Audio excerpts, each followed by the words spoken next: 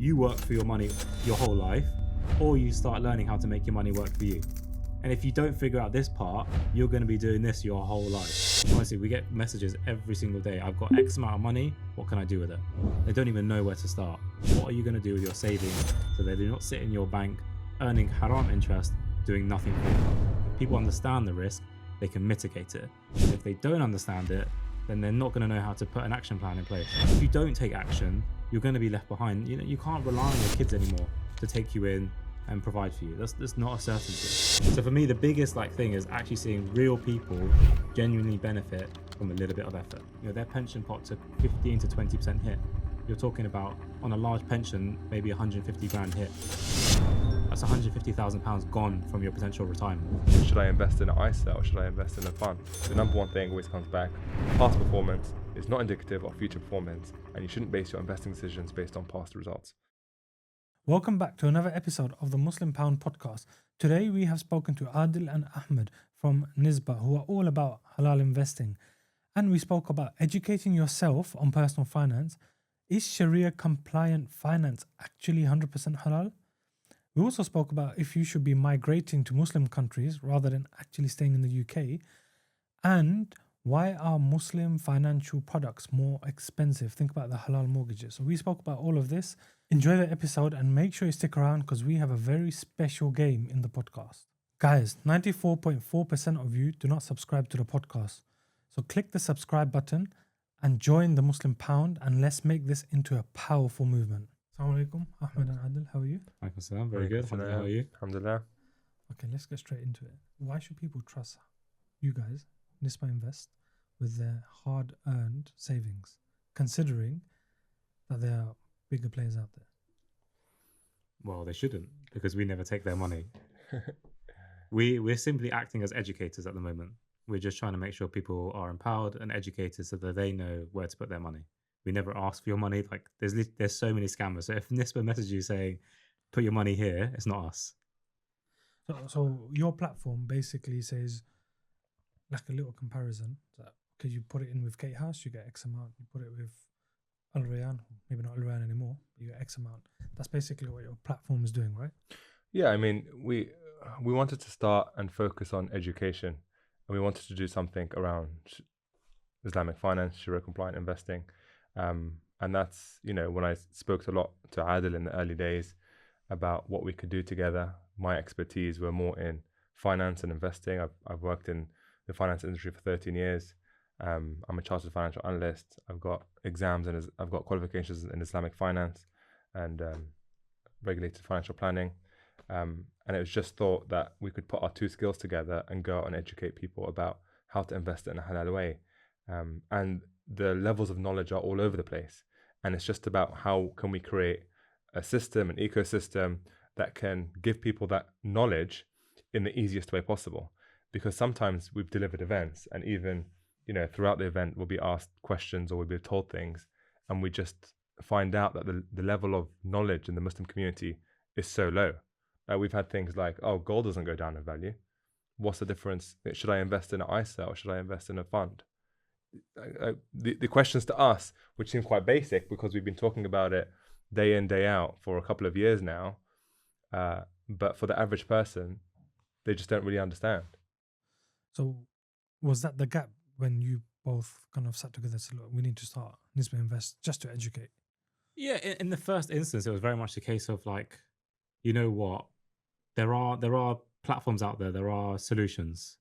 One of the biggest things there isn't, though, is understanding these different solutions. You know, there's great players like Curate, Nesta, Kestrel, whoever they may be, FIDA, etc.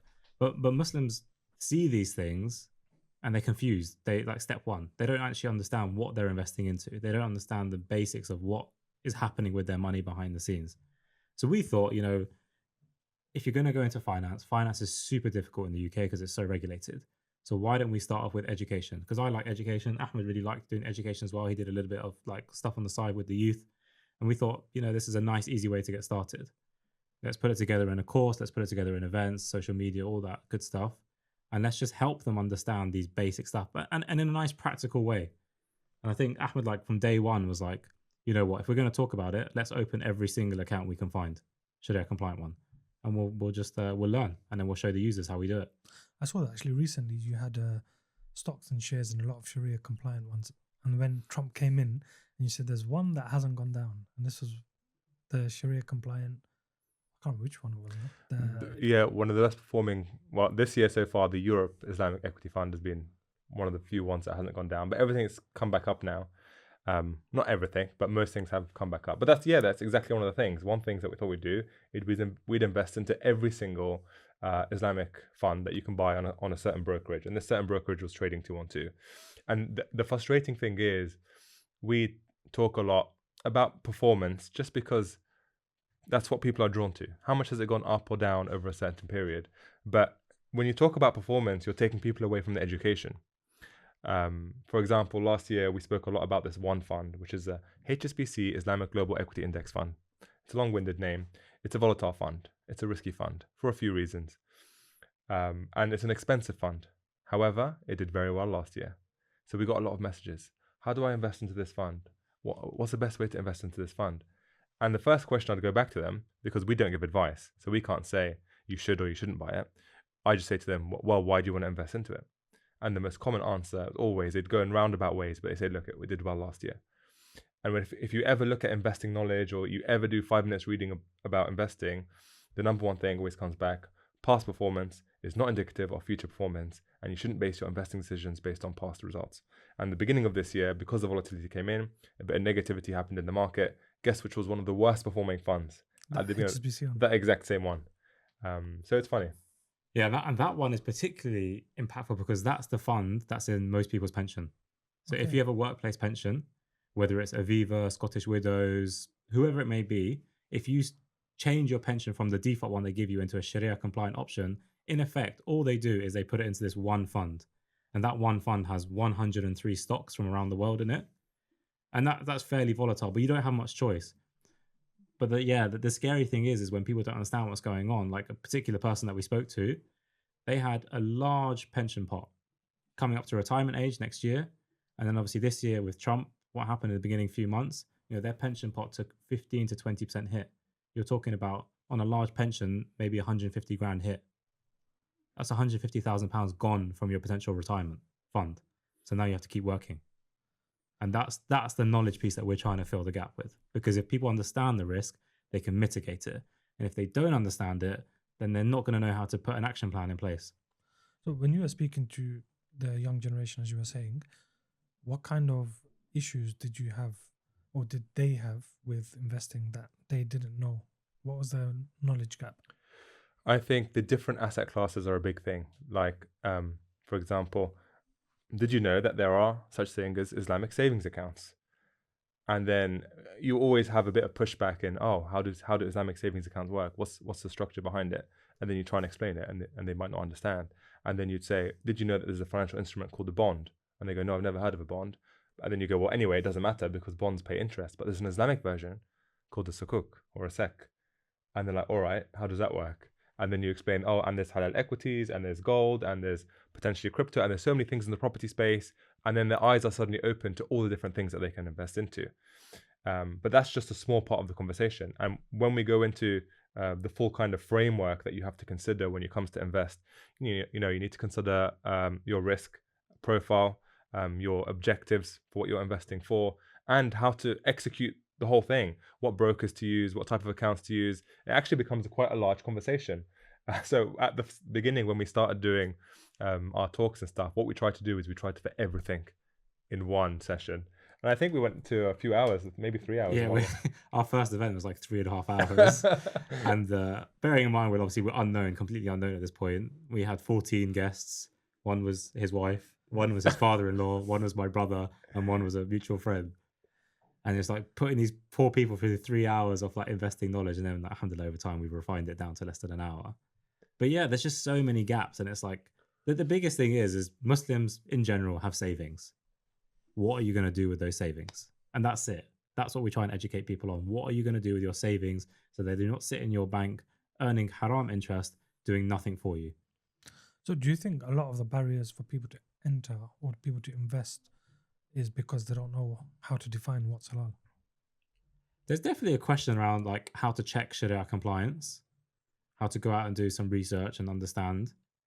But more so, I think it's way before that, because I think that is definitely a gray area that people don't know how to understand. But it's before that, it's understand, what are the options. And when you understand the options, then you can say, well, okay, well, that clearly is not meant for Muslims, and here's an alternative. But before you even get there, yeah, that's where we found the biggest gaps. Honestly, we get messages every single day. I've got X amount of money. What can I do with it? They don't even know where to start. Yeah, I feel like the progression is you invest and then you figure out, oh, there are Sharia compliant rules, and then you move to Sharia compliant investing, as opposed to going from someone who's a complete alien to investing to jumping to directly to Sharia compliant investing. Although they do, those people do exist. I think that's happening more now than before. I think maybe 10 years ago, people just invest, and now it's like, okay, let me cleanse that.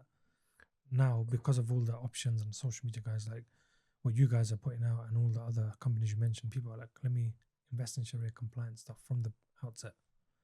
Yeah, definitely. I think it's definitely the case. And those that have never invested before, for sure, I think that's on their radar.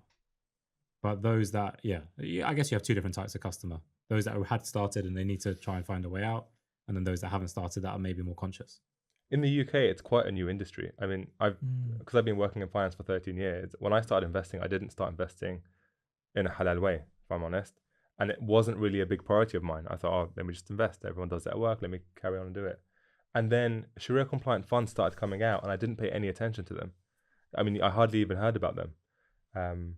And it's only in the past few years where, when you learn more about the industry, you learn more about what's halal and what's not halal, that you think, okay, no, I shouldn't be investing in this, or I should be investing in that. Because there are some obvious things. Like for me, as I imagine with a lot of Muslims, they don't accept interest on their bank accounts. They would not put their money into a savings account.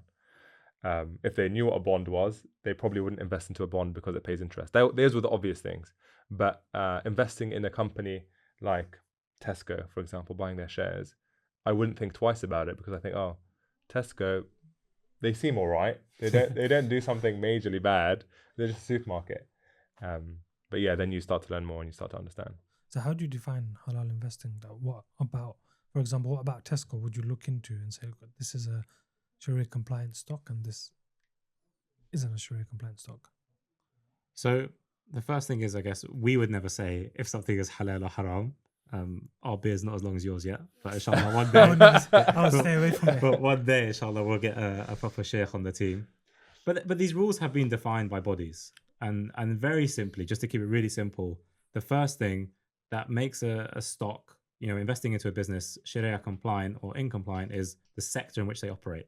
So it's really obvious. Like, a Muslim is not going to go and invest in Bet365 or a gambling company or an alcohol company like Diageo. So if the sector is impermissible, okay, it doesn't make the cut. Now, if the sector is genuinely fine, it might be, let's say, a supermarket, it might be oil and gas, then technically speaking, that's fine. So the next stage of filtering comes down to basically the financial ratios. And there's, genuinely speaking, 3 financial things that is looked upon by the Sharia scholars. And it's things like, the first one is, how much impermissible revenue is that company making? So Ahmed mentioned Tesco's. Tesco's in general, its revenue might be completely fine, but a certain amount of it might come from alcohol, and a certain amount of it might actually come from, they have so much cash in the bank, it's earning interest. So that revenue has to be calculated, and what has been determined is, roughly speaking, no more than 5% of a company's revenue can be from impermissible sources. If it is, then it becomes an incompliant stock. And then you get all this big, where did this 5% come from? That's not in the Quran, that's not in the Sunnah. Astaghfirullah, where are you waking up these numbers? But there's large bodies like AOFI that have come up with these numbers. That's also like a case in zakat. For example, when you're calculating stocks in zakat, there's a certain percentage you put. And again, this has been calculated by scholars who are a lot more knowledgeable than us, and I've read into it a lot more deeply. We're just following the guidance, if anything. So when you guys you're not advising, you're simply educating, right? Before we have a lawsuit. Yeah. The kind of people you are educating, what age group are they? Are they mainly young, or are you now noticing a balance? We've had everything. We've had people who are still in university, and we've had people who are, relatively old, near retirement, and have millions of pounds, just want to know more, who never started investing. There are people who who, they do we do a talk with them, then they bring in their parents, and then the parents want to bring in their kids, and everyone knows it's valuable knowledge, but they just perhaps never found a way to get it in the way that they wanted.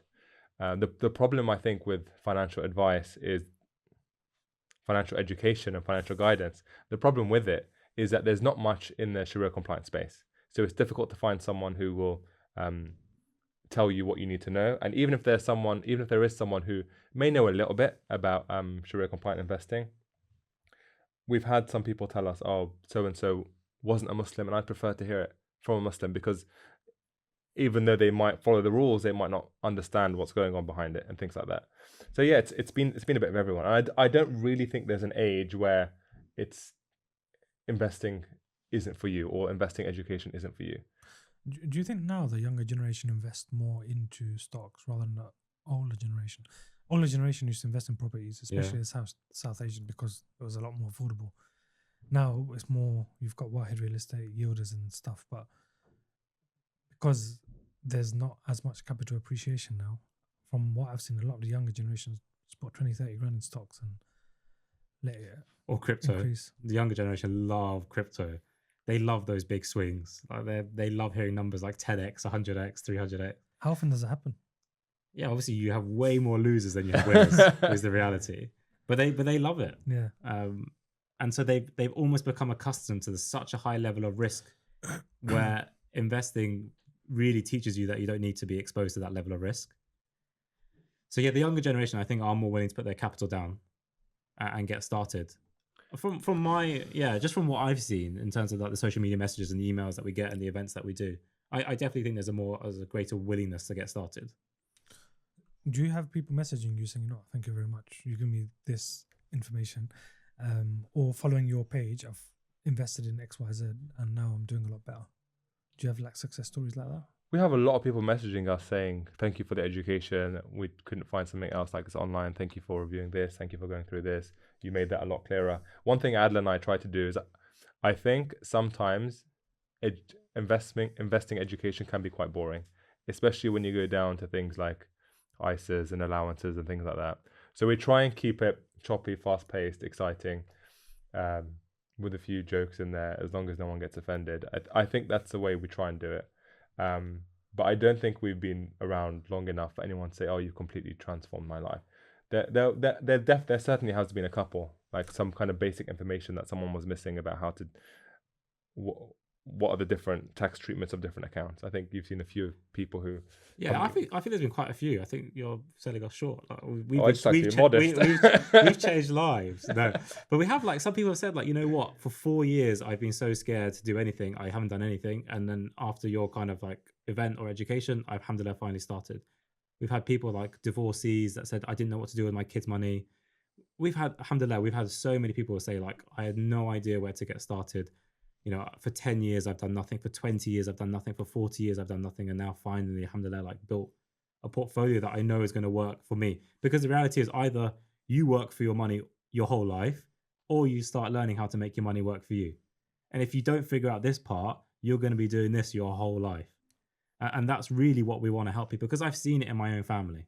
And for me, that's the big motivation. Like, you know, I have my dad who's retired and wasn't able to build like a large retirement fund at all. And I can see the difficulty that creates, because the UK government pension is like £220 a week. Very hard to live on that, support a family.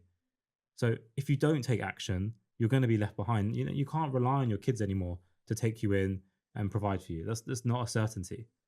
So yeah, alhamdulillah, I think we have had loads of positive stories, and that's really, really motivating every single time. Like, we run an event, a free one, every couple of weeks online. And every single time, it's just like, wow. Yeah, alhamdulillah, that was amazing. That really, really helped us. I think most of your success is actually just getting people to invest. Because like you're saying, people are scared to invest, but what they don't realize is the value of their money in the bank account's going like that. So just by people saying, you know what, Adil and Ahmed have told me, this is what they've said online, let me at least put it in a fund, or let me put it in HSBC, the volatile one, or wherever they want to put it. Yeah. But they've started to invest and they've started to make that journey. I think that's probably your best success. Yeah, I mean, people have taken action, and I think that's one of the big things when it comes to investing, is that you do have to take action. You have to do something. That's why sometimes on some of our events we say, "Oh, what's an action point? What you guys going to go home and do? What account are you going to open?" But obviously we can't tell them what to do. We're just based on our education. They go out and choose. But of course, there's pushback as well. A lot of people don't like the fact that we talk about HSBC funds, Why? BlackRock funds. Well, they think that they don't like the money going to a Western institution, Okay. like BlackRock or HSBC, and there's concern. Which is understandable. Completely understandable. About what companies are those funds investing into? Is this product also cooks really Sharia compliant? Even like things like, oh brothers, can you tell us about Islamic mortgages? What makes an Islamic mortgage halal? It doesn't seem very halal to me. That seems a lot like interest. So there is quite a lot of that on social media. When you try and say something, there's always pushback from a certain angle. And the thing is, a lot of the arguments I agree with. I don't think Islamic mortgages are 100% okay. I don't think Islamic savings accounts are 100% okay. But I'm not the one passing the judgment saying they're okay or not. And when you look at the alternatives, when you compare it to the alternatives, that's when you're like, okay, what's better? Something half the way there or nothing? Complete opposite. Yeah. Yeah, he always gives a really nice example when we talk about it. And it's like, look, even if a bank set up and said they were Muslim, like they were an Islamic bank, and they did nothing else that was Islamic, that's still better than keeping it in your traditional bank. Like, why would you still keep your money in a savings account in your traditional bank? There's no reason. And then people don't understand, and it comes back to your point about education, what the bank actually does with your money. Yeah. And I think that's the key. Where only recently, I only found out during a podcast, someone was saying, "Oh, this is what the bank actually does with your money. They invest and whatever they do with most of your money, and then they get their interest out of it. So we're helping the bank make more interest. Yeah. And as a reward, they give us 2%, 3%, 4% interest, which you can't even use anyway. Yes. That's funny. I was at an event and Ibrahim was talking there from IFG, and he said, when you choose to leave your money in the bank, in effect, you are investing. Yeah. Because the bank's taking your money and investing it and keeping the profits for himself. Yeah. And sometimes they may pay you out a small amount of interest, which is impermissible for you anyway. So it's just about what you choose to do with it, where you choose to keep it, if you can, take that return for yourself, and why shouldn't you? The bank's not a charity. When the bank sends you a credit card or a debit card in the post, and they send you account statements and an online portal, and you don't pay them anything, you got to think, how are these guys making their money? They've got millions and billions of deposits in the bank, and that's what they're making their money from. Of course. Before we go to the next part of the podcast, we're going to play the game, not the 1% that you were saying. It's called Put Your Pound Where Your Mouth Is. So you'll get 7 multiple choice questions, and you've got to answer them as quick as possible. You guys are kind of cheating because there's 2 of you. Right. We can take it in turns. It's up to you guys. And they'll be related to Islamic finance and halal investing. And the person, or more the guest, we'll put them on the whiteboard, and they'll be the top. Are they always going to be about the same topic? No, it'll be according to their expertise. Obviously, I know the answers, but sometimes I might be modest and not answer them correctly. I don't know how technical we get. That's a very, very good disclaimer. So basically, the first will be like your 1%. So the last one will be hopefully super hard for you. You guys might guess it in the first one. Okay. The first couple I got right. So Okay. Okay. So question 1: which Islamic finance doctrine forbids a contract that contains excessive uncertainty or ambiguity? Gharar. Yeah. Okay. That was C. There's riba, zakat, and ijara, but gharar is the correct answer. Smashed it. This one you actually already answered. Yeah, where's this question going? This one you already answered, or you've mentioned on the podcast. If you get it wrong, I'll be very surprised, unless you're being humble. A sukuk most closely resembles Bond. which conventional finance instrument? Bond. Yes. It's 2 out of 2. No pressure. Oh, you have so many questions. I think actually one of them, you've said a different answer during the podcast, but we'll get to there. But Maybe ChatGPT was wrong. Yeah. Potentially. In a classic mudaraba partnership, what does mudarib? In a classic mudaraba partnership, what does mudarib contribute? only capital, both capital and labor, management expertise but no capital, or nothing? You put me on the spot here. I'm gonna go with capital. I think it's A. I can't remember what was it. I'll give you the options again. So A was only capital, B was both capital and labor, C was management expertise but no capital, and D was nothing. Yeah, A. I think. I've got here C, management expertise but no capital. Oh, So it's like a project management. back to the books. Yeah, we're gonna go back to the books. Sorry, guys, we failed you. Yeah. Sharia-compliant equity screens normally cap interest-bearing debt at approximately what share of firms' total assets? So you've got 20%, 33%, 40%, or 50%. You've said 33. something else. No, I was talking about something. I was talking about a different ratio. It's 33%, I imagine. 33. But I was talking about interest-bearing, impermissible revenue, which is another one of those ratios. That's another question. 5%. What did you have? 3 out of 4. Not bad. It's not good enough. No, I can't. I'm I'm so gonna go gutted higher. about that. You're a Bernardo. Okay, so Takafful is universally regarded as the Islamic alternative to which conventional Insurance. financial service? Insurance, correct? Next one. Most scholars set the ceiling for non-permissible income in a Sharia-compliant company at what percentage? 5. 5% of total revenue.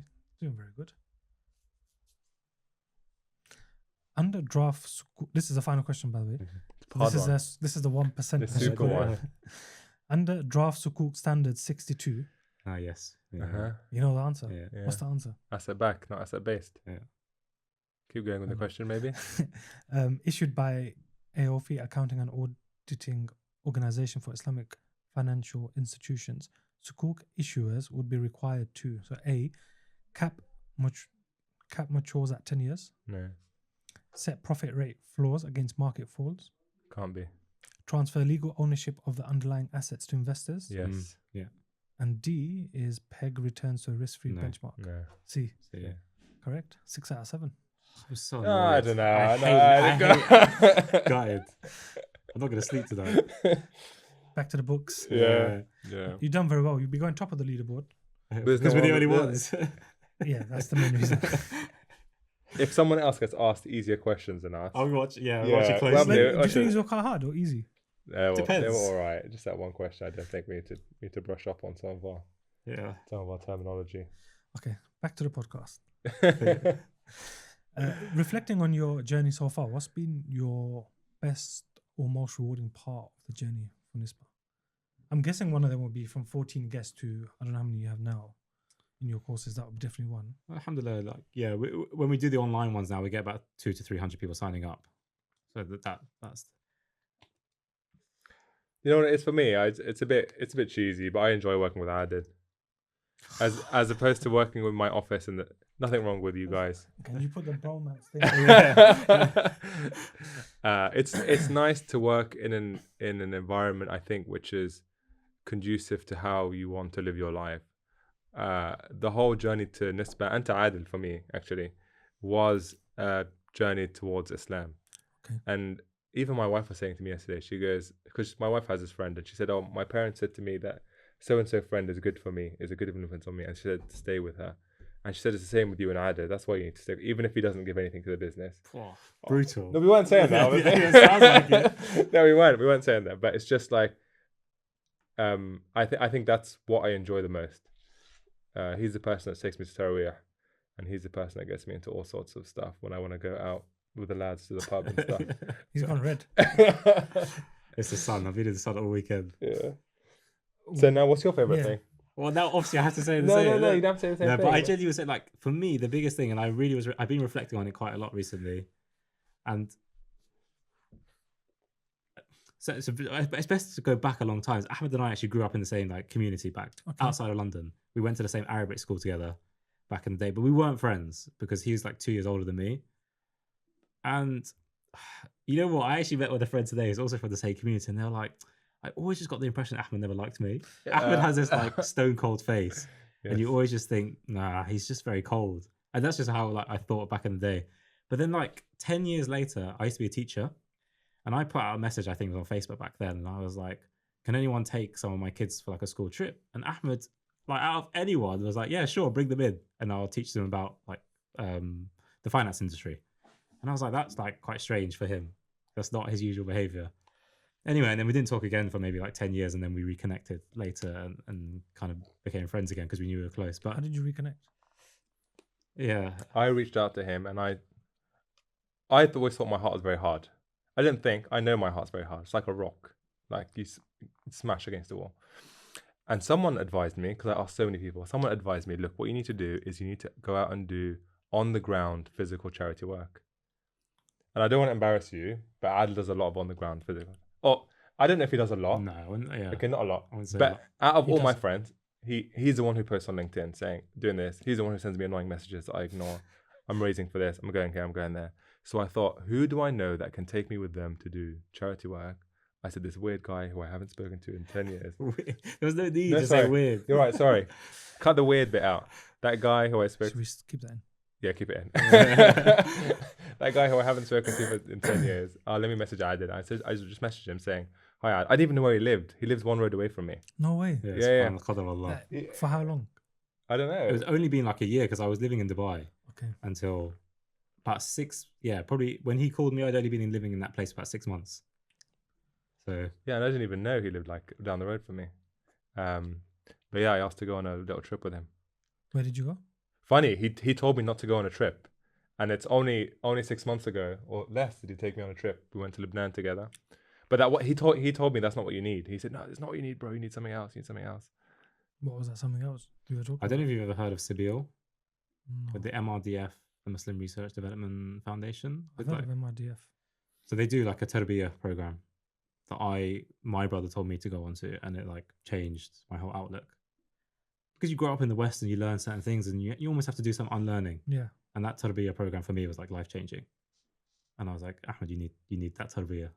It's advert for Sabil now. Yeah, it is early bird offer. Yeah. So did you do both? Did you go to the Tarbiyah program? I joined Sabil after a year of saying no, and then finally Lebanon came up, and Adil said to me, "Do you want to go?" And I said, "No, I don't know." And then he goes, "I'm going," and I was like, "All right, I'll go." And that was all right. It was all right. I mean, charity work on the ground is a bit for the camera sometimes, which is maybe we should do one without charity backing us. Yeah. But it was still nice to do, but it wasn't. You know what it is with me in Islam? I'm always looking for a key to just open my heart, but I don't think there isn't an easy route. It's like a chisel that you got to chisel away at a big brick wall. I think that's what it is. So I've given up looking for easy fixes, and it's annoying, but it is what it is. Are you looking for a gift that actually makes an impression? So I have a friend who started a nut company, but you might be thinking, nuts? Yes, but these are luxurious nuts. Introducing Belvay. And these are chocolate nuts, caramel nuts, lotus, white chocolate. And we actually had them during the podcast and they were really nice. So the guests kind of wanted to stop the podcast and continue eating because they needed a snack. So if you want some snacks for yourself, or you got guests coming around, or you want it for a wedding, because they also do wedding favors, links in the description and order now. So how do you think that's helped you? Because obviously living in the West, our hearts are naturally going to get hard. We don't hear the adhan out loud, and it's not as easy. For example, if you're living in Medina, our hearts would soften. So how do you think that's helped you? And then what part has that played in your journey with Nisba? It hasn't helped me having a hard heart. I used to think I have a hard heart. I think it's been very difficult because of all the things you're exposed to in the West and how easy it is not to follow religion or you just do what you want to do. And I remember saying to my wife, we've been married for 11 12 years. This is something on the spot now. 11 12 years. And I said to her quite early on in our relationship, I said, don't worry about it. Whenever anyone who gets older, they just naturally get they naturally get better in their religion. And that's almost like that's what I was banking on. Is I hope that as I get older, it's just going to improve for me, because I always used to go through ups and downs. I feel like everyone goes through ups and downs. Yeah. And the thing is, working in the financial services industry, especially my particular job, my boss always has this saying where he goes, in this job, you need two things. You need to love money and you need to be greedy. That's how you succeed at this job. That's completely against Yeah, exactly. how we get taught. Yeah. Yes, and I think it's a bit of a sales job, my actual job. But I'm on the way out. but yeah, so it was.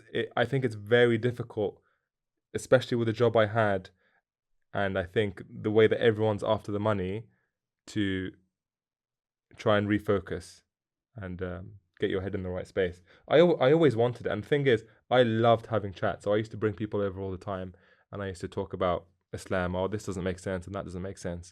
And I was genuinely looking, but I think I got to that stage where I decided to stop asking questions and start acting. So apart from Adil, what would you say from your community has been like a very rewarding aspect of your journey with Nisba? I think just the general like conversations we have with people. Like when someone comes in to us for the first time, you can see the level of knowledge, and by the end of the interaction, in theory, they now, inshallah, are going to be in a place where not only they benefit, they can genuinely benefit their household and they can benefit maybe their local community. And for me, that's like life changing. If you keep doing this and you help 5 people here, 10 people there, you in effect are building a mini army of educators, because these people are, we're not taking their money. We're not telling them what to do, because people do want the short answer. All the time they're like, look, I've got 10K, where can I put it? That's what they want. That's the quickest, laziest. Yeah. But we're just like, no, we're not going to give it to you, because the reality is, I could tell you the answer now, and then tomorrow your car could get stolen, you lose your job, and your savings are all gone. And then what? You don't know what to do. You don't know how to tweak, what you've invested in. So for me, the biggest thing is actually seeing real people genuinely benefit from a little bit of effort. One thing for me is the extra knowledge that I've gained. So I have this thing that I've had for about 6 years, where if I'm not doing something in my evenings, productive, I can become a really moody person to be around, because I feel like I'm wasting my time. So I can't sit and watch Netflix. I can't sit on YouTube. I can't play a game. I can play a game on my phone for an hour, but then I'm going to be in a bad mood. I'm going to say to my wife, I wasted my evening, blah, blah, blah. So that's when I started doing my exams, like the Chartered Financial Analyst. And that exam is almost every single night you're sitting 2-3 hours. You're just sitting there studying. On the weekend, I study. And then when I finished it, I did another exam, and I did the Islamic finance exams. And then I thought, I've done enough of exams now. Now what do I do?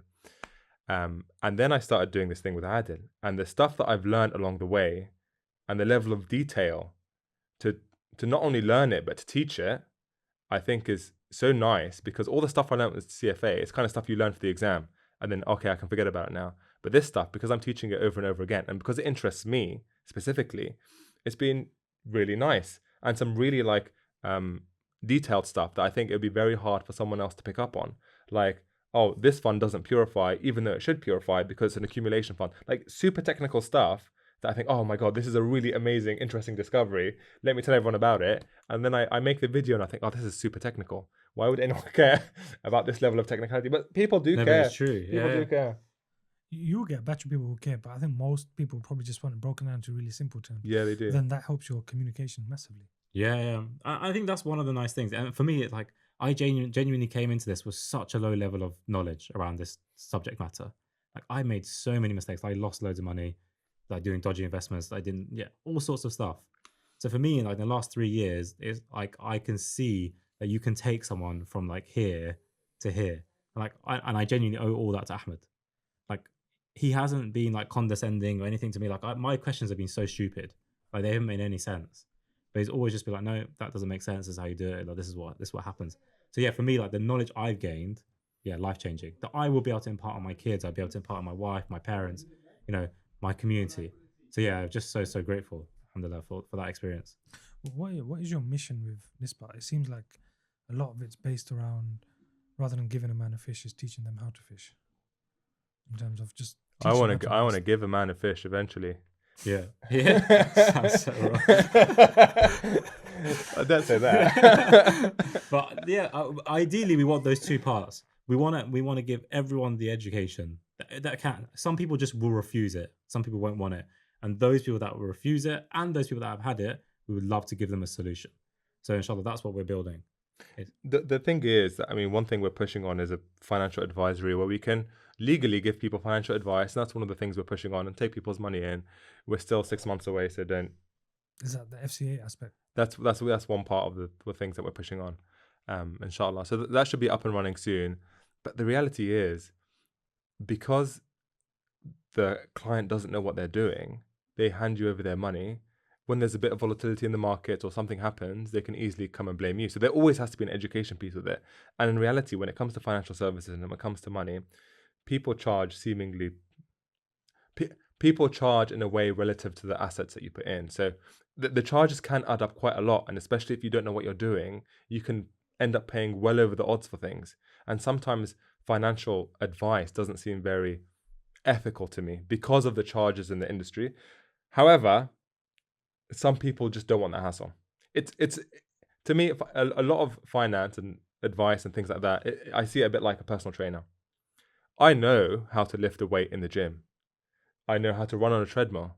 I'll still pay someone to tell me how to do this and that, because without it, I'm not going to do it. So I think I'm still struggling with that in my head. It's about, I am providing a real service to someone, even if I'm getting paid for it, even if it's quite expensive, because without it, there'd be a lot worse. But yes, it is those things that in effect, if the way I see it is, if we can make money and somehow we can do free things for huge numbers of people. Like at the moment, we do that free event and we have 200 to 300 people coming in the evenings. Like last one we did was on a Friday night. These people are spending their Friday night with us. It's so boring, but they want to do it. And if we had, and we were creating different solutions for different people, we can keep offering out these free services and we can make them way better. And we just keep making them better so that every Muslim in the West at least has a base level of education. And then they can make the decision, you know what, I want to do it myself, or actually I want you guys to manage my money. And that's fine.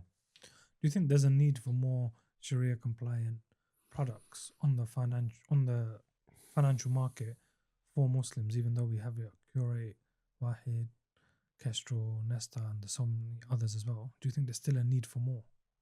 There's definitely large aspects of the investment space where there are no products for Muslims, but it comes down to a lack of understanding, and I'm going to start to use technical words now. For example, if you want to go into a Sukuk fund, which is a low risk investment, but you didn't want to take on currency risk, because technically when you're entering into a Sukuk fund, you are taking on currency risk. There is only one Sukuk fund available to UK investors which hedges currency risk. And hedging is something which is quite difficult to do in a Sharia compliant way. But this one fund does offer it. But this one fund isn't that cheap. Non-Sharia compliant options are much cheaper. The cheapest Sharia compliant fund out there, we're not even talking about equities anymore. We're not even talking about Sukuk anymore. We're talking about equities, is 10 times more expensive than the non-Sharia compliant alternative. For how much extra work? 10 times extra work? No. Out of the thousands of funds available for non-Muslims, 10 to 20 are available for Muslims in the UK. And even if we go away from that side, if we look at other things, in terms of the savings accounts available for Muslims, okay, we have a certain range that we can invest into. It's enough, but there are other things like money market funds, which is quite a niche area of investing, but it allows you to invest in short-term securities which can offer very safe levels of return. And one thing that we've been looking for is a Sharia compliant sterling-based money market fund as part of our offering in the future. It just doesn't exist. So there is a lot more, but I think if you scratch the surface, there is enough. There's certainly enough for anyone to invest in a diversified way, regardless of your needs, I would say. But could there be more? Could it be cheaper? Could it be better? Could it be more aligned with Muslims? Definitely. The reality is, I think, and lots of people always touch upon this point, we're at a place now where progress has been made, alhamdulillah, like really, really strong progress. If more Muslims put their money into these investments, it's just demand and supply. You create more demand, then other people will create the supply. And then you get cheaper. Yeah, you get cheaper, you get better innovation, you get more services, you get more wider range of products, and that's good, right? So we just need to get started. The solutions are being built. Muslims just need to try and learn about them, try them out, test them out, put their money into them, and then more solutions will keep coming up because people will be motivated. And actually, you'll find non-Muslims start tapping into that market as well. Have you seen that? Non-Muslims happening? Yeah, so like I'm sure you're aware of in the property scene. So we had a conversation last week with Acorn Property, just a property developer based in the southwest of England. And they kept going to events and different things, and they heard from their market that there's a need. Muslims want to get involved in these investments, but they can't based on the way in which the contracts are structured. So they went out and they got a Sharia scholar to advise them on their investments, and now they created 2 Sharia-compliant investments. And And- for property is really simple as well. Yeah, exactly. And it's going to keep happening, right? Once they start waking up and they see that Muslims have money, they'll come and they'll create more products. So why would we not do it first? What about the pushbacks you're getting? How are you dealing with them? Because naturally people are pushing back, as you were mentioning earlier. But how are you dealing with people who say, look, whatever you're saying is correct, maybe financially, but Islamically is wrong? From 'Cause the there's a lot of from the ethics side of thing, I like to annoy people. Like what I did a video saying, what was it? Microsoft is halal to invest into. Amazon is halal to invest into. They might not be halal to invest into now, but at the time they were. Tesla halal to invest into. And then I said, and I naturally tried to come up with companies which people might have a issue with from an ethical point of view.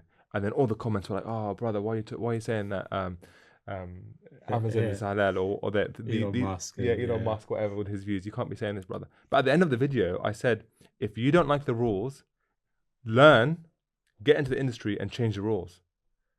And I think that's how people should approach it. I would love to change the rules, but I don't have the knowledge or the accreditations to be able to change the rules yet.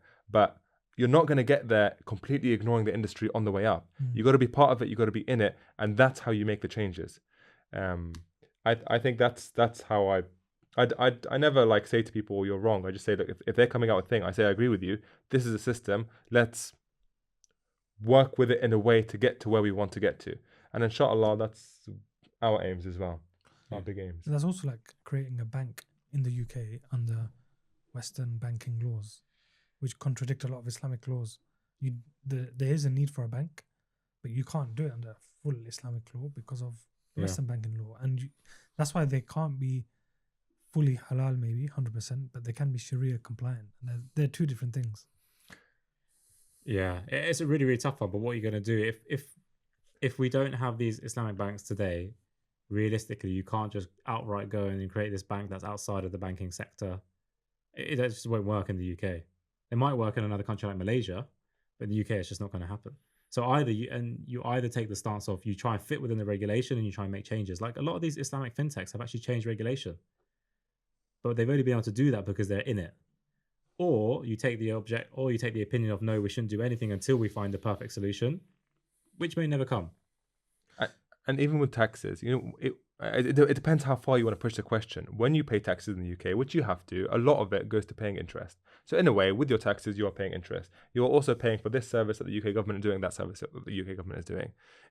And, And does that mean you don't pay your taxes? Exactly. It's like lying. Or do you move to another country? Oh, what country is better? What country gives you more freedom to talk about what you want to do? And then it just becomes a big conversation. I like to think that the right argument, and I may be wrong here because I'm not a scholar, is take baby steps and you will get there. A lot of people want to jump right to the end goal, which we will get to, inshallah. Yeah, I believe so. But I think people don't understand that it's not a 10-year plan. We're talking about 100, 200-year plan potentially, because you're uplifting a whole law book, and obviously you have to be in the room, and to be in the room you have to be in banking to an extent, to then say, look, this is wrong. We want it to be Y, but you've got it at X. That's why they have the I think it's the all-party working group. In like Umar Khalil, he's part of it in the parliamentary groups. Yeah, we're part of one as well. So you have to be there to change, but you have to be in the industry as well. Yeah. So you can't just say, look, I have to stay away from the industry. If you're not good at it, then it's a different matter. Yeah. But if that's your passion, you're in the industry and you're there to make a change, which you guys are doing. This is the funny thing. Is a lot of people say, "Oh, is it okay to work in banking? Is it halal to work in banking in the UK?" And now I'm not saying you can or you can't. I'm not a scholar, but some people have Sounds said. like you're about to. Sounds like you're about to give a fatwa. But one thing I've heard people say is that it's okay if you have the intention to leave. Now, when I joined, I didn't have the intention to leave. I wasn't even thinking about Islamic banking or whatever, or Sharia-compliant finance. But now it is on my mind. Now I'm on my way out. But I'm thinking, if I didn't spend those years where I was, I wouldn't be where I am today with Nisba, because I wouldn't have the knowledge. I'd just be like everyone else. So I do think there is an argument to get the knowledge as long as you have the right intention to leave. Is it the best thing to do? Allah knows best. Allahu Alam. I don't know what would be the best suggestion, but there is an argument there because whatever number of followers we have, a number of people that have benefited, really, they have benefited because of his knowledge.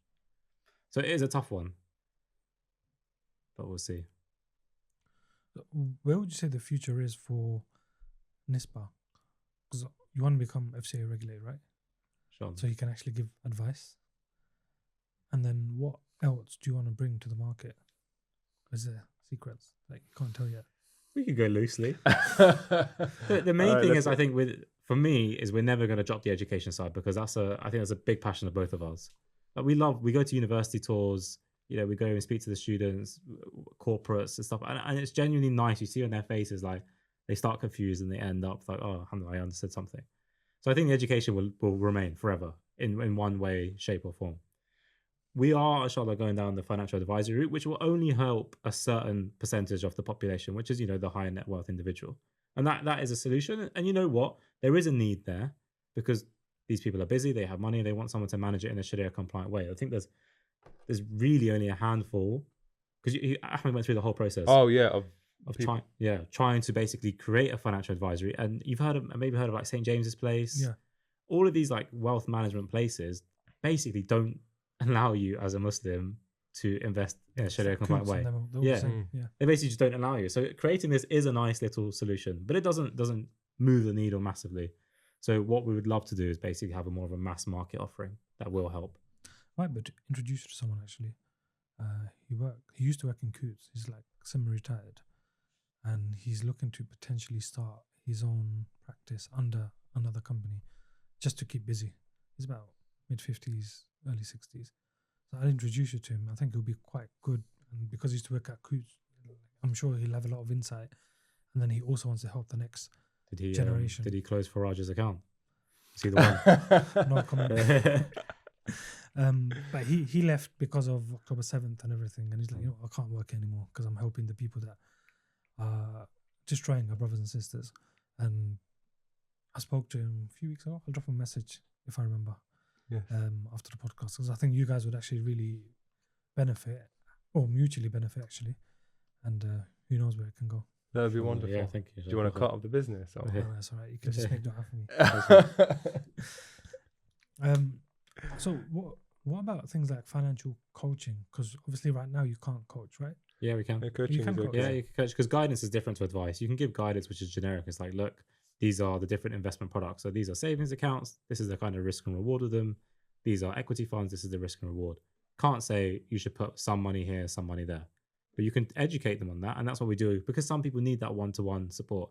So alhamdulillah, we have a few financial coaches on our team, and we have quite a well-established pathway now to help people, where we really try and just focus and we talk at their level. It's, it's very much, everyone has their own circumstances, but it's talking in a language that they can understanding. So if it's a stay-at-home mum, or if it's a university student, you talk at, how much money that potentially might grow, etc. So we do have a coaching system, alhamdulillah, where we can help one-to-one. How do you feel your knowledge has increased as well while you're doing this? Because like you mentioned earlier, you have to really break it down rather than using technical terms. But then you're creating content. So as you're creating content, you must be learning more and say, I need to learn about X, Y, Z to create more content. What's lovely is when you come up with a nice kind of example to explain a complex topic, and then we might start using one and they go, oh, that's a great one. Let's use it every single time we speak now. And I forget what they are, but yeah, that's exactly it. And the supermarkets. Oh, the basket with the ISA and things like that. But it is frustrating. I think one difficult thing about teaching is, alhamdulillah, we have a high level of knowledge. And when you're teaching someone with a very entry level of knowledge, it becomes difficult because you may be introducing concepts. Like when I used to teach, Adil used to say, don't use the word fund because they don't know what fund is. Use a different word. Fund is basic to you. Yeah. Oh yeah, very. For you, it's basic. Yeah, it's super basic. But to them, they think they don't know what a fund is. So I might casually use terms with how I speak, and Adil will always pick me up, which is good because maybe the term was quite new to him a couple of years ago. And I think that's one thing we always try and be conscious of when we're using slightly technical words. Yeah, just assume no knowledge, no matter your background. Like we worked with accountants, people in the finance industry. You just never assume knowledge, because this is a very, very specific knowledge base. Like personal finance is a very specific knowledge base. Unless you're directly involved in that field or you have a huge passion for it, chances are you're not going to know much. be honest, I had that same issue when I was recruiting for a property management admin. One of my first recruits, I thought I'll get someone with no experience. It's easy to teach them. Then all of a sudden, it's like I'm using technical terms, and it's like, well, how do you not know what it is? I don't understand. So after a while, it's like, I have to go with someone with a bit of experience, because the property space is very technical, very regulated.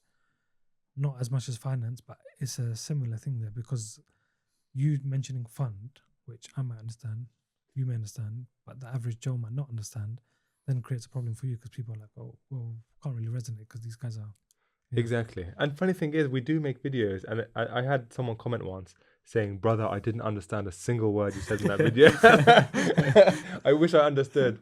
I thought, I thought I've used quite simple terminology, actually. But it's just, how far can you abstract? The other day, I searched on ChatGPT. I searched, can you teach someone how to invest without using any words? And then ChatGPT was like, yes, you use this emoji here and use this picture here. Because I think I saw a video of, who's that guy? Mr. Beast. And he was talking about his most popular video and how it was one of him running with money. And he said, oh, it's because you communicate an idea without any words. I'm like, oh, that's amazing. We should teach this without using any words. But, obviously, realistically, it's not going to happen. But I just think, as we continue to deliver more and more, we realize different ways to teach it in a easier way. How do you feel about creating content? Was it like a complete new concept, or is it so just funny? Because we started and we were like filming in his house. And it was just painful. Like the scripting, we were like, let's not script it. Let's just try and do it off the cuff. And then because my knowledge was so low at the beginning, I was like, well, that doesn't make any sense. And I was like, okay, let's try and use props. Let's try and do light. And it was just so bad. I just remember it so well. It was bad. It was really bad. And they were like, and then we were taking days to make like a 30-second clip, because we're like, let's put this prop here. It's like, and then we met with one of our friends who, alhamdulillah, was quite a successful content creator. And he was like, just put the camera in front of your face and talk. Stop overthinking it. And then that's what he did. And it was just just do 100 videos. When you get to 100 videos, let's talk again.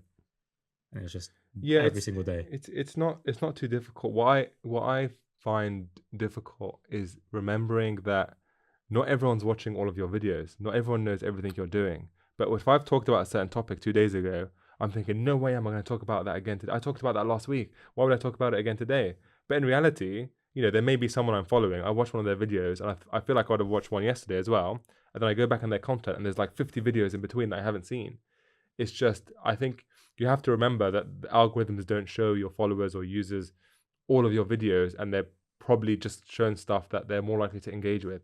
So I think that's one thing I have to get rid of. And another annoying part for me is people always say, look at your best performing stuff, rinse and repeat, do it again, grow your following.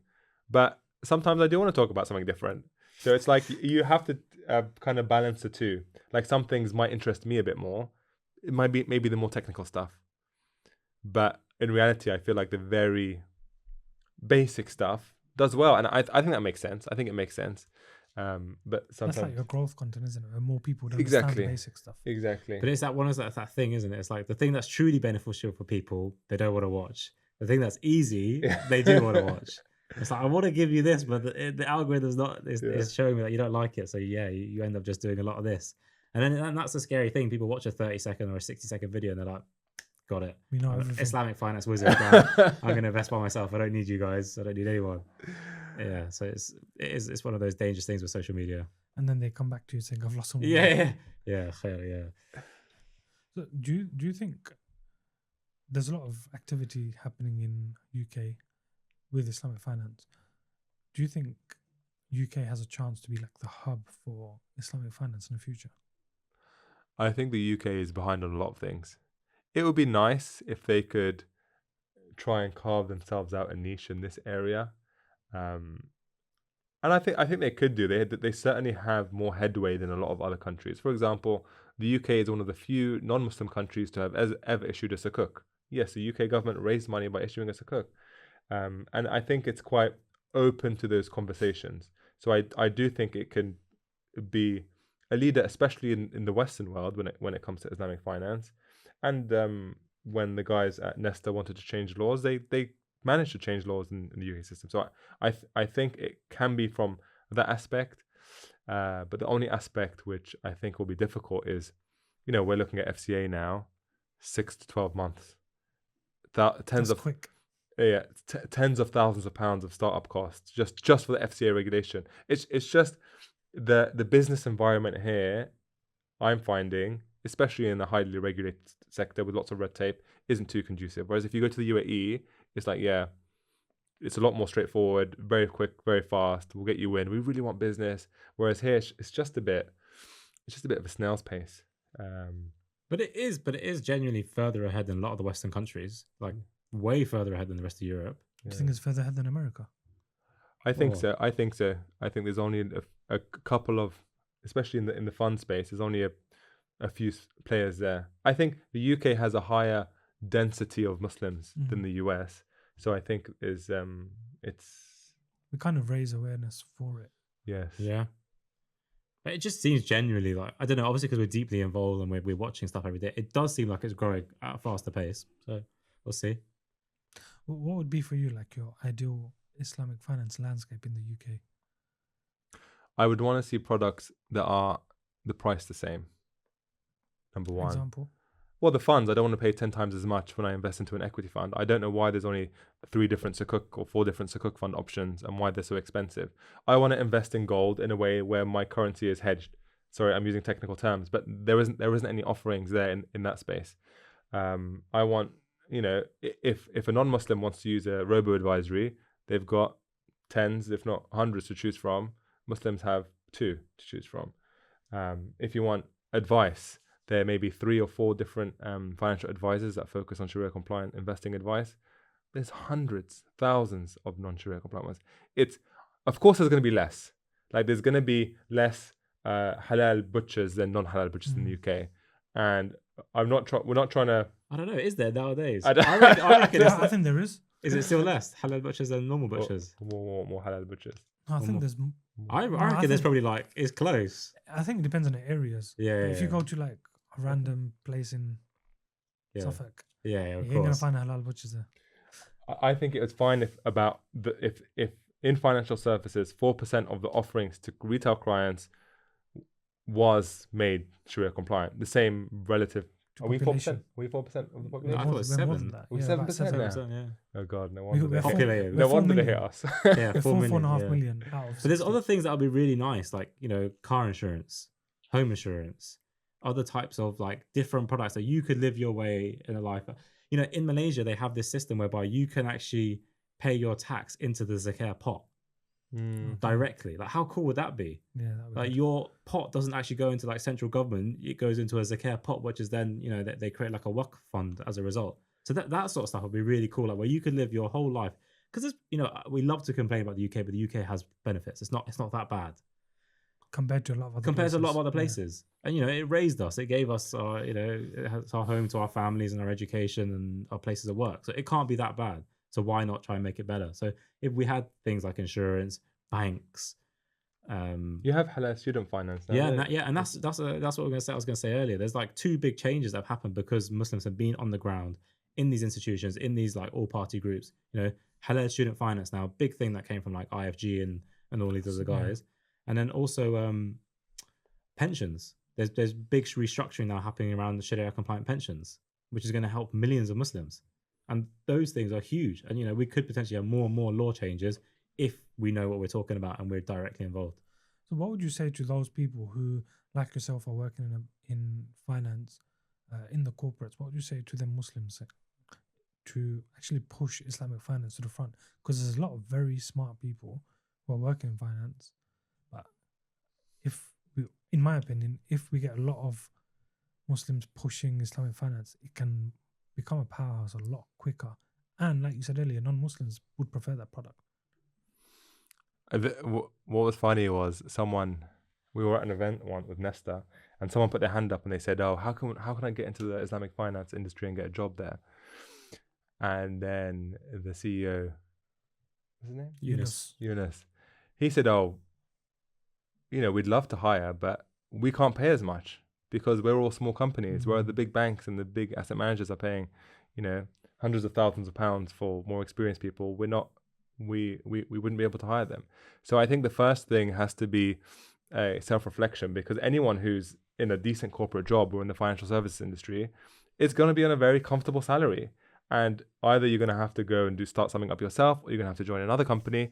And most likely, unless you're very lucky, most likely you're going to be on peanuts. For now, at least. So I think it's how much do you value it, and how much are you going to be reliant that someone else is going to do it for you. I think that one big thing for me, and I think it's quite big in finance, is I don't want to be 70 or 75 or however old, and I don't want to look back and say I made money but I made nothing else. I just couldn't. I don't want that. I would love to build something. I'd love to be at the forefront of something. I'd love to change something. And I think that working in these corporate jobs, you can easily get to 70 and say I made a lot of money, but had no impact. But had no real impact. So if you're actually in one of these jobs now, use it. You know, you're there. Use their CPD, learn, get the exams, get the qualifications, you know, increase your knowledge, and then think about how can you use that knowledge to impact and benefit others. You don't necessarily have to quit today. So why not maximize your potential that you could then go out and help Muslims? There's also the intention, needs to be let me go and help. There's also one argument is that you don't need to leave. A lot of these companies are starting to offer some sort of Sharia option, and it's the Muslims within those companies that are building it. Whether it's the Islamic pensions at Aviva, or it's the Sharia-compliant advice at a company like BDO, they're all starting to offer this stuff. If there's demand for it, the companies will do it. Everyone wants to make money. Yeah, so. You could be the forefront within a large Western organization and use that great knowledge and experience. And sometimes you just have to push for it. Yeah. You say, oh, and sometimes it can kind of come about in an indirect way. For example, if everyone's going out to a pub and you say, oh, well, I don't go to a pub because I'm a Muslim, or I don't want to do this project. I don't want to work on this project that Ernst & Young are doing because this is an alcohol company and I'm not comfortable with that. And they go, okay, well, if you're so concerned about the Sharia compliant stuff, we actually have this project in Sharjah or something. Would you like to? And then slowly you get there. But it's just about how confident are you saying to your boss, no, because I am Muslim and Islam says this, I don't want to do it. But that is also the quickest way for change, because when you're in these corporations, even if you're, for example, in the Big Four, and there's so many Muslims in the Big Four, if they affect these companies and because of these Muslims, they're going to like, you know what, we need to build our own Sharia compliant section. That's just massive and rapid change as well. You just need them to mobilize. I think there's definitely less resistance. Yeah. And you guys can literally help mobilize all of that as well. Yeah, I think the younger generation are really good. Like we did an event with MAC, who are called the Muslim Apprentice Community, and these guys all basically work for like large, well-established organizations, and it was amazing. We did an event with them, and it was in Norton Rose Fulbright, which is like a very well-established, legal firm, and basically all the brothers turned up in thobes. I was like, look at the confidence, mashallah, like of all these guys turning up into a city office and no fear. So I think things are changing and it will continue to get better. But yeah, if you're already there, then angle yourself. Offer out a project. So do you speak to them same professionals in them who are working in them Big Four or the other investment banks to try and get them to affect change, or is it more just telling them that or educating them on investing? So our offering when we go to these people is really talking, obviously it's trying to equip them with the knowledge of what is investing. Yeah. Because our fundamental piece is you need to learn what to do with your savings. Don't be a Muslim with savings just sat in your bank doing nothing. That's our first thing. But there's a Q&A afterwards and there's a mingling, and that's when you talk and you plant the seed. I think it's difficult though. It's a lot. I feel like it's a lot to ask someone to sacrifice, especially when you're on the journey yourself. Maybe 10 years down the line, and I lost a lot and I sacrificed a lot and I went through the good times and the bad, and I came out the other side, and I can relay the information more. But I feel like, I don't know, I feel like it's at this relatively early stage, I would feel a bit disgenuine by saying, yeah, you should go do this, you should go do that. But from every story that I've heard of someone who's wanted to make a change and who's stuck to their guns and realized what's important, it has always worked out for the better. And even if it's worked out for the worst, you don't know what's in your best interest. We had a really like pivotal moment. Well, for me, it was pivotal with Nisba. We were trying to get set up in some way, and eventually the guy said no to us, and it made me so sad. I wasn't crying, but it was sad. But in the end, I said to Adil, it was a good thing that happened. Otherwise, we wouldn't be here now. We wouldn't be doing this. We wouldn't be doing that. Pretty sure that's what I said to you. But Yeah, I know, but it's sometimes it's tough to take on board at the time, isn't it? So there's a lot of, like, you guys are trying to affect change here in the UK, and there's some activity happening in America and in the West. But what about, or do you think we as Muslims living in the West should not try to, and it's similar to what we mentioned before, but have these Sharia-compliant mortgages which are not 100% halal, or Sharia-compliant products, and rather do these same things where we can make them 100% halal in Muslim countries, maybe like Malaysia or UAE maybe?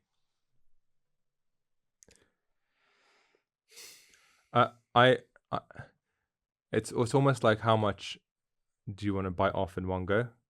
And yes, I think there's a path to moving everyone to something which is more in line with Sharia principles. And I don't want to use the word, Islamic mortgages aren't 100% halal. It's just that I think it was Umar Suleiman who was on an interview, and he said, I think it was him, where he said, someone asked him, are these products perfect? No, however, given the place and the time we are in, they are okay. But no one would put a blanket statement saying these products are 100% halal in all places and all times. However, scholars have said in our place and our time, it's okay. And yeah, it would be great if you could affect change on a wider scale and get other countries to move in the right direction. But my issue with that is, realistically, what is the whole UK Muslim population going to leave the country? They're not. So it doesn't seem like it solves the problem. Like, we still have to make fixes here because there will be Muslims living here. Yeah, you're not going to get everyone just randomly. They can't all just leave. Yeah, they're not all going to leave, unfortunately. So it might be great, and yeah, it's good to have stuff over there for those that do go. But I think there's still a need here. Let's fix here, if you can. It's true. And for example, even if I see my grandparents who moved from India to here, they're not moving anytime soon. Yeah. Or my grandma's not moving. She's staying here. She's probably, so she might not need these products, but because she's not moving, her kids aren't going to move. Yeah. And because her kids aren't going to move, so most of her grandkids aren't going to move. So it just has that ripple effect. And we're not just one family like that. There's a lot of families like that. So they all need products. Essentially, that's the kind of the way I look at it. But I think everyone's on a different journey themselves, and everyone has a different level of faith. You've got people, like you said, who say, look, I'm not going to work in a bank from day dot. You've got people who may not have been mindful and they're working in a bank, but now they're in a bank, they've seen the wrongs, like you said, and now you want to affect change, and you're in the process of leaving, right? And I think we need people on different journeys, because if you look at the mass population, everyone is on a different journey. So you're going to affect people who are on a similar journey to yourself. Someone who's super strict, he's going to affect people who are on his journey. Someone who's willing to move country, he's going to affect people who are willing to move country. That's the way I kind of see it. I don't know what your guys' thoughts are. Yeah, I agree. I definitely think, it's like that thing. It's depending on who's giving you the message, you're more likely to receive it. Someone might say something to you and you're like, nonsense. But if you see it online from a doctor or whatever, you're like, oh yeah, now I believe it. Candles are really toxic for the home. But like, if your child tells you, like, it's okay. So yeah, people do like to relate to those perhaps who are in a similar position or were in a similar position, which is why in social media you see that thing, is people want to see, like, how much money have you made, because they want to envisage what it could be like for them. And it's that communication piece. So I think, yeah, you will have people that will create problems, they'll create solutions here because that's where they want to create their solutions. And I think it's the right way of going about it. If you fundamentally believe that you should leave, then you will find a way to make it work. And inshallah, you will help others who also are of that opinion. I was just going to say, I never saw it as a thing of affecting change in others in terms of leaving their jobs or whatever. I never even considered that part of things. It doesn't really cross my mind. If it inspires someone, it inspires someone. But at no point would I ever thought, I hope this is inspiring for more people to leave. It's an odd one. If you could say one thing, if you could educate, let's say, each Muslim household to do one thing to improve their financial situation, what would it be? Sounds like financial advice to me. That's a disclaimer. Yeah. One thing. God, it's going to sound so salesy. Is it going to be educate? Yeah. No, just one little piece to say what. One little piece. I think for me it's quite clear. Sometimes when I talk about Sharia-compliant savings account, I think in my head, I can't really think of any person in the UK who's Muslim who wouldn't benefit from a Sharia-compliant savings account. Everyone has some money sitting in the bank. You can open up a Sharia-compliant savings account. There are some which are easy access, which is quite technical. So you can take your money at any time. And it's it's definitely a one-step improvement to the traditional banks. Now, of course, there may be some people who a savings account where it locks up their money for a bit may not be suitable. There may be some people who don't believe in Islamic banks. You're talking about the notice accounts, right? Yes, the notice accounts, sometimes they lock you up. But there are Islamic savings accounts that exist that have no notice, so you can withdraw your money at any time. And I just think, why aren't all the Muslims using these products? Some people, like I have some close people that I know, they are uncomfortable with Islamic banks because they say that the UK government is against Muslims and therefore they're going to shut down these Islamic banks and you're going to lose your money. For me, that's a ridiculous statement. The Islamic banks in the UK, or the Sharia-compliant ones, operate within the legal framework. They have the same protections on the accounts that traditional banks have, where every person has an £85,000 protection per bank, per person. So even if the bank was to go under, the government still steps in and protects your money. So I don't see them more risky. I just feel like this is a bit of a no-brainer, even if you weren't investing. Even if you were taking your money out of the bank and putting it in Gold. well, I don't know about gold. Gold can be quite risky, but just like moving your money out of traditional banks so your money isn't being lent out on interest, isn't being. I was trying to make a video once on, just to annoy the viewers again. I'd say something like, Is how you get your viral content. yeah. I said, is your money still with Lloyds? And then I said, did you know Lloyds funds Mecca Bingo? And I purposely chose Mecca Bingo because it sounds like Mecca, which it was actually the name derived from it. And there was an article about how they gave a loan out to Mecca Bingo. How do you reckon Mecca Bingo got that money from Lloyds? It's from people putting their money in the traditional savings accounts or the current accounts.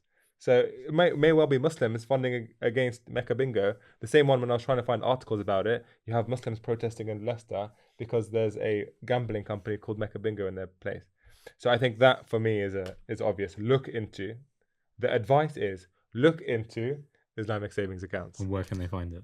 Oh, actually, we have a full list on our website. It compares all the best rates. It's funny. I think it was asking for like a soundbite, and you went off on like a 4-minute tangent. I can't. It's a passion. Yeah, so much I passion. can tell. Yeah. Final question. What does a Muslim pound mean to you? Interesting. We had a conversation about this. We were prepared. You're red. Yeah. Okay. So for me, in my mind, it's a case of, look, we're no longer just a small minority in this country or in this world.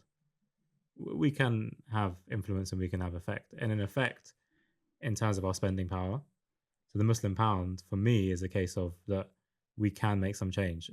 Even, we look at examples with the kind of BDS movement as a result of October 7th. We've seen the articles about McDonald's. We've seen the articles about Starbucks. So the Muslim pound is definitely something that can influence change when channeled, in a nice, well-structured way. That's kind of how I've interpreted it. Have you seen that movie, The Bug's Life, where all the little ants overcome the grasshoppers? Yeah. You never watched The Bug's Life? I don't think so. I might have when I was a kid. Yeah, great movie. But Yeah. that's what it is. It's a bit like that. I think the Muslims don't know how much power they have because a lot of the times they think, oh, no one's looking out for us here, no one's looking out for us there. And a number of times I've said to people, oh, you still shop there? And they go, yeah, what difference is it going to make? It's a bit like the voting. Why should I? A bit hypocritical because I haven't voted a lot, but I have sided recently. But it's like you can affect change. And there was an article that came out, I think it was this morning or yesterday, about Co-op removing all Israeli products. It went through to their advisor. They still have to pass it. But I said it to my wife, we shop at Co-op now. And it's funny, at my work, one of my colleagues, he looks at me and he goes, like when I'm going to get stuff, he goes, is it Marks and Spencer? Because he knows I don't like to go to Marks and Spencer or I don't shop at Marks and Spencer. So it's like we can affect change if we try and we care a bit more. And I think it will mean a lot more to people when, you know, nowadays people start talking about a little bit more about the Muslim vote. Yeah. Oh, you know, we need to win that Muslim vote. And I think Yeah, it will companies could say I could win the Muslim pound. You know, like when my wife's friend came over to the house the other day, where did she buy us products from? Like as a gift, you know. She got it from Lush. Why? Because Lush sells watermelon soap, and they say some of the profits go to Gaza. Yeah. And I think, okay, yeah, I want to shop at Lush. I'm gonna shop at Lush. I'm gonna shop at Co-op because they care. What are you gonna buy from Lush? Bro, like, you know, like Bath bombs. bombs. Something with bombs Yeah. in it. I think the only time I've been Lush is to buy that watermelon thing for my wife, and that's about Oh it. yeah, yeah. There you go. It's just wow. It's like, you know what's amazing when we were in the shop and saw it, because my wife's Palestinian. She saw the watermelon soap and she pulled over the kids and she goes, "Look at this. This is a company that cares. Look what they wrote there. Read it." She goes, "Read it," and we all read it together. Because you don't see that. You don't see that. You see CEOs saying the opposite of what would align with Muslims. You don't. It's like rare to see a company align itself with Muslims that doesn't have a Muslim ownership. It's almost emotional when you see it. It's like, oh wow, you care. The Muslim pound is. I don't even know if they're doing it for the Muslim pound. They might genuinely care about ethics. But even if they didn't care about ethics, if they were doing it for the Muslim pound, it's good enough for me. Yeah, it shows impact. Did you know also last few days Co-op systems like Yeah, they went Muslim- down a bit. Yeah. and now they release a statement. I'm not saying it's a coincidence. I don't do conspiracy theories. Because M&S went down as well. Did they? Yeah. Yeah, M&S they've had went Cut huge- the part out. For me, the Muslim pound is about us just being conscious about where our pound goes. So that £1, for example, this Muslim company here, Belv, rather than putting it in another company where half the time we don't know where their money goes. So just to give us like a small example, if we spend £5 at Tesco compared to £5 at the local Muslim grocery store, that £5, at least you know maybe 0.01% of it will go into charity because the pays a cut. Yeah. This Tesco, you probably know 0.01% of it will fund Israel. Mm. And that's as small as £5. If you're doing that regularly, it makes a huge impact. But our whole thing should be, rather than going from boycott to non-boycott, like Tesco to Co-op, we need to go from like Coca-Cola to Salam Cola. And that's the way I see it. Because that's like full, we're not even talking about divestment now, the BDS, we're talking about invest in our Muslim companies. Yeah. But with that, I think there's a whole lot of other issues our Muslim businesses face, or Muslim consumers, the lack of quality, lack of trust. Yeah. There's a lot of that. And we've done some research recently, and that's also what we've been finding, that people just don't trust Muslim companies because it's just sad reality, and that's just how it is. But we're slowly becoming more professional. We're learning. Let's see. Yeah. Yeah. You know what? The Salam Cola one's a great example because it's such an easy transition. And I think if we have more of those kind of solutions where it's like there's no psychological behavior that you have to consider, like, oh, that shop is 5 more minutes away. They don't take card. You know, it's those sort of things. If you can remove the friction and you provide a solution that's like for like, exactly the same, no difference, then yeah, we'll make huge progress. But there are some things you don't have to worry about quality. I mean, I've talked a lot about my wife. I hope she's all right with this. But she likes Evian water. All right. When I get other types of water, she goes, oh. It's not because she's picky about her high-end water. She has like she can taste the difference. I can't taste the difference. All right. So I used to always get her Evian, even though it's more expensive. Ever since October 7th, the whole thing happened again. Why we're not boycotting? We boycott. So we don't get Evian anymore. Nowadays, when we're in a restaurant, they ask for water, they bring us Evian. We'll say, no, take it back. We'll drink nothing. We'll drink tap water. We don't do tap water. All right, we'll drink nothing. But yeah, things like that are easy to do because you don't really have to worry about quality when it comes to water and things like that. So there are some obvious choices, but yeah, I think some things I would think twice. Like if I was using, what would you least likely to use if it was owned by a Muslim? Least likely? Least likely. I have no idea. I've never I don't know. Tax man. Yeah. Someone to do your accounting. How about a Muslim? Accounting are more likely to be Someone a Muslim, car isn't it? manufacturer. Yeah, maybe. That's That's a bit. Well, That's not everyday spending. Though. There isn't a Muslim car manufacturer. Yeah. Would you trust one? If they've done it well, yeah. Yeah, but it takes time to get good. I just say this because I have huge issues with my car. I hate it so much. No, but I do think that the last 5-10 years, you have seen an increase in quality and increase in service. I think a lot of times when people look at quality and service, they're looking at the corner shops. Yeah. And the corner yeah, shops yeah. is, I hate dealing with that uncle over there. Yeah. Firstly, he can't speak English. Yeah. Secondly, just Angry. cash Always on- angry. angry yeah. and cash only. Yeah. Slowly but surely. There inshallah. was I saw a video on social media, and the guy was like, he has a halal butcher, and they have a white lady come into the shop, and she goes, "Oh, this butcher doesn't smell like put," and then cuts Yeah, out. it's such a good advert. I've seen it. And they're playing on the thing that Yeah. the traditional halal butcher shops don't smell nice, and some other butcher shops are really high end, really nice. It was an interesting one, but I guess it proves your point. Yeah. That some things do have a little reputation to them. Adil Ahmed, it's been a pleasure. Yeah, my pleasure. Thank you so much. And I wish you all the success. And we'll speak again soon, inshallah. Jazakallah. Barakallah feek. Assalamu alaikum. Take care. It's, Assalamu All good? Yeah, nice. Yeah. I thought we could try some of the Belv on air. Oh, you can. The cameras are still rolling, so. Should we say? Oh, how are we gonna know if the Muslim products are good? No, I had a few there, really good.